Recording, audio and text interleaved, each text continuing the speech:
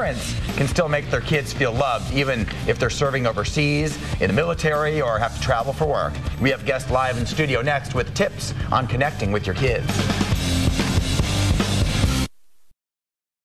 When you're coming home, Dad, I don't know when, but we'll get together then. We're gonna have a good time then. All right, I gotta say, it was always a depressing song to me, but it's very appropriate for this, our next guest. When Harry Chapin wrote this song, it was hard for dads to communicate with their children, but nowadays it's much easier and there are no excuses. Whether you're, part of a divorced family or your kids are just away at summer camp, Clint Arthur, author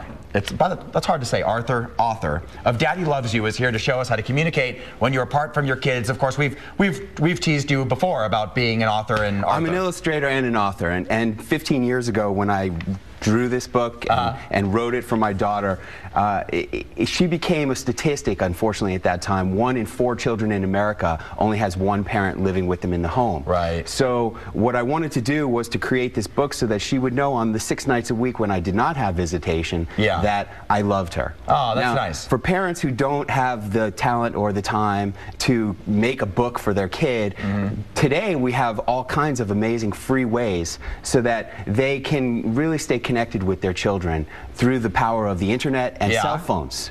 So the first one that I want to recommend is to create a YouTube channel for your child. Okay. And you can make that a private channel so only they can see it. And just make short videos about your thoughts, your feelings. You could tell them stories, what you're going through, that kind of thing. And that's free. That's free. Okay. The next one is just to use your cell phone. If you're not a video person, you can get a freeconferencecalling.com conference call number. Okay. And when you call in, you can record those calls for free, and that becomes a podcast. And this way you can tell your child a series of bedtime stories over a period of time, and that's preserved for all time as a podcast. The third way is, if you're not a video or a picture, an audio person, you could just take pictures with your cell phone of yourself in the different places that you're going to, or just your expressions of love for your child. I guess you have to buy your kid a cell phone too, though. No, your cell phone. With your cell phone. So they see it on their computer. Yeah, they'll see it on their computer, on their iPad, or on their iPod. I'm so used to just going from phone to phone for pictures, but no, that's a good point. Yeah, and that's free on Flickr.com, Flickr.com. The next way is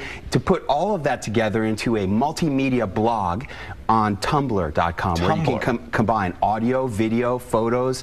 It's an awesome free site, and when you make a button for that on the home screen of their iPad, it's like a one-touch connection to the parent. And then the last way is to make, this is really fun if you're not really creative. Remember in the old days we used to make mixtapes for our, right? Sure. Okay, so we have Mother's Day coming up, we have Father's Day coming up. On Father's Day this year, I'm recommending to dads, hey, say to your kid, hey, I was thinking about you on Father's Day and I made you this iTunes playlist. Really? And gift them that playlist, and it's just a collection of songs. It's going to cost you a few pennies per song, but it's a beautiful way to make a totally legal mixtape for your kid that works in the 21st century. Well, back in the 20th century, I put a lot of Foreigner and Journey on those mixtapes, and some of the songs went better than others, I have to say. Well, Clint, that's awesome. And is this book for sale, your book here? Yeah, this book is available on Amazon.com, and it's great for little kids. It's great for any father to give to any kid. Sure. And they can watch free instructional videos on how to do each one of these free methods that I talked about at my website, which is thedaddybook.com. Okay. And, it is Mother's Day coming up before Father's Day, and I'm sure that these same rules can apply for a mom, too. Absolutely. There are 40 million American families that do not fit the Norman Rockwell picture of the full family together in front of the hearth. And for those mothers and fathers who are not part of the Norman Rockwell picture, I really want to ask you to go out there and make the extra effort to connect with your kids, because that's what kids need to win, and that's what we need for the future. Thank you, sir. Appreciate it, Clint. Thank you.